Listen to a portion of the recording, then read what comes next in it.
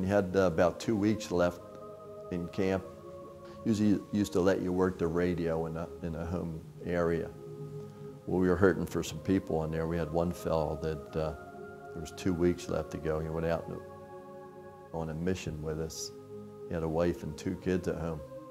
So we're out in the mission 4 or 5 days, and on the last day we were getting fired on. There was some sporadic fire in the air, and we were getting fired on. So we called in the helicopters to pull us out for an extraction on there. We were just on this side of the Ben Hai River, which just a couple feet over was North Vietnam. That's where a lot of our operations were. So all of a sudden the helicopters started coming in. We had it must have been a Cherry pilot. He started coming in sideways too fast, and we could see all hell's going to break loose. So coming in too fast, and when the back spun around, and all of us started spreading out of the area. Well, the tail rotor on there hit this one fellow that had 2.5 weeks left. Chopped into pieces. Big blade came off, just missed me by just a couple feet, went right by my back on there. So meantime, all these gooks are starting to shoot all over the place. They had a couple cobras out there. All of a sudden they started shooting at the cobras. So they brought a couple more cobras online. All they're doing is keep going circles, making gun runs on the NVA, or trying to fire up the area on there. So they elected to just take the helicopter that crashed and just burned up the engine on there. So I had an incendiary grenade. I was just going to pull the pin on it, and right before that, they decided to say no, they're going to try and haul it out. So they brought in a Chinook to try and hook that up. In the meantime, they brought in some line company, about 9 infantrymen who were scared to death when they found out where the hell they were. So meantime, they're trying to hook up this helicopter to salvage it and take it out. It's firing all going around. They had like 6 Cobras lined up making gun runs on the NVA, firing them up on there.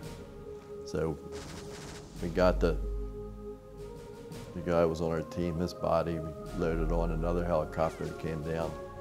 The lieutenant came down and lifted him out on there. And, real strange situation. Vernon Riley, April 4th, 1970 he was killed. So left a wife and 2 kids. A tough situation. As an RTO, the way our Ranger teams were set up to operate, when we blew an ambush, a preset ambush, the radio operator always stayed back in our RON site or our wherever we were set up with one other guy to protect the radio operator. The team leader, and usually the ATL, would usually go out on the trail and make a sweep. The other 2 guys would go down the trail on either side and set up a security in case people were coming down the trail. So that always irritated me, and I remember we had 2 or 3 contacts, and I wanted to get out there and get amongst them, Well, I went out with Sergeant Oughton on a mission, and we blew an ambush, and he took me out on the trail with him. And I just remember seeing the first fresh dead NVA soldier. I've shot deer, I've hunted, I've shot animals and felt worse about it. But I remember looking at the guy and just thinking, I hated him, because we'd already lost, at that time, 5 guys at one time in a chopper crash. And it was just something about that, it made everybody in the company, we wanted to go out and find these bastards, It was like somebody wiped out part of your family, we were that close. And that's what I remember from the first ambush. And we had to go down the trail. They handed me a .38 revolver that he carried in a shoulder holster because we weren't going to be able to, I think there were 4 or 5 KIAs. We weren't going to be able to sweep the trail. So to keep them from crawling off, shot them with the revolver.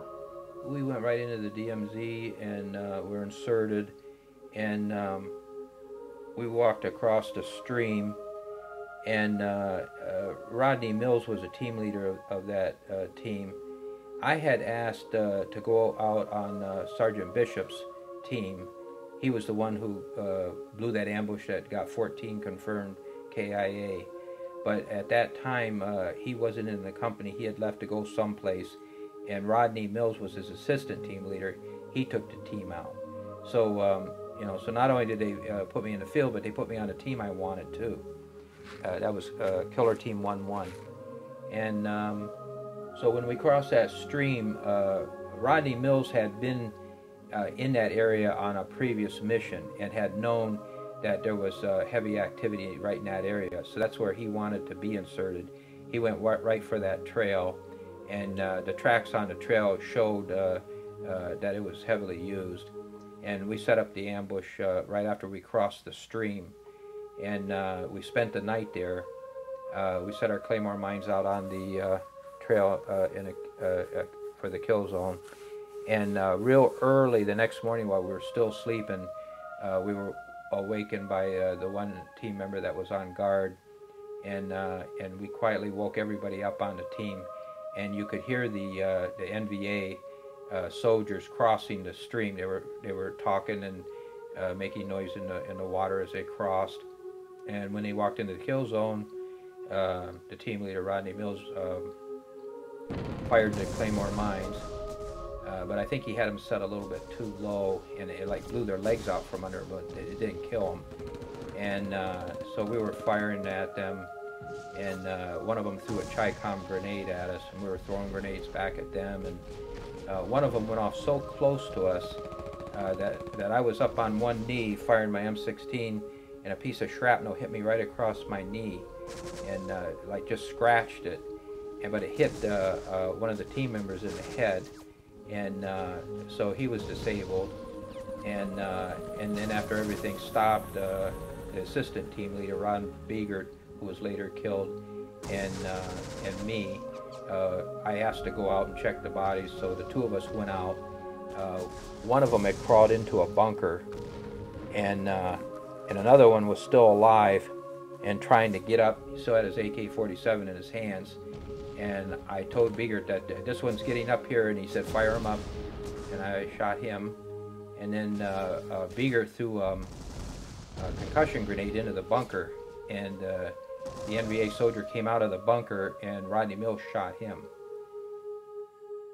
I consider Team 1-4 my team. It was the first team that I was on. I was on it for most of my time there. Eventually, I had my own team when I came back for my second tour, my short tour. But I always considered 1-4, my team. I made friends with a guy named Ron Biegert he was from Illinois. He was an adopted child.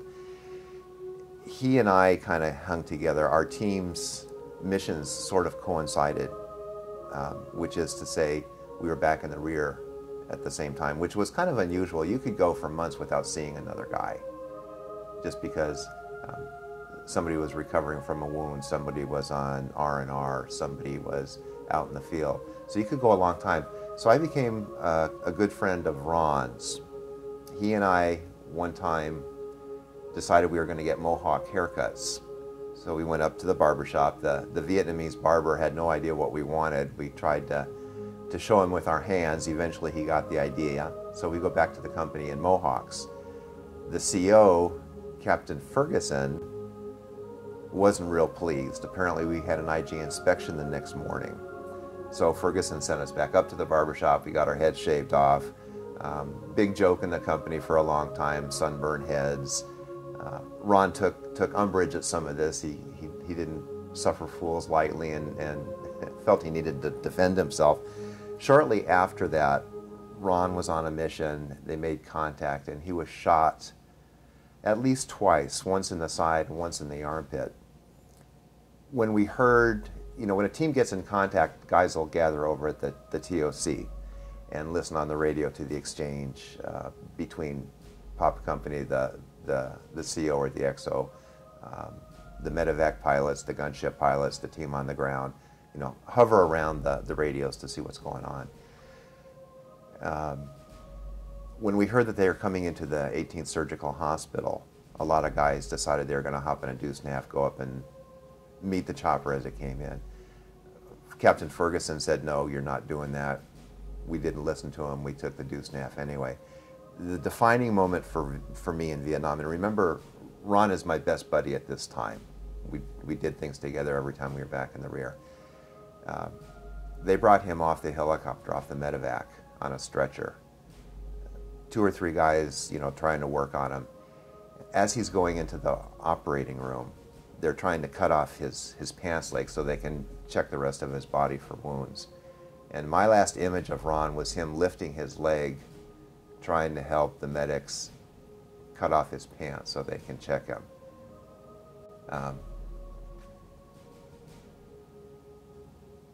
I'm not sure what the image means, if it means anything, but you know, here's a guy who's dying. He was shot in the armpit, among other places. They didn't find that wound because of the armpit hair, and that round had ricocheted off the inside of his body and done enough damage to kill him. So here he is on the stretcher in really bad shape, and he's, in my mind, trying to assist those who are trying to assist him, and that epitomized Ron to me.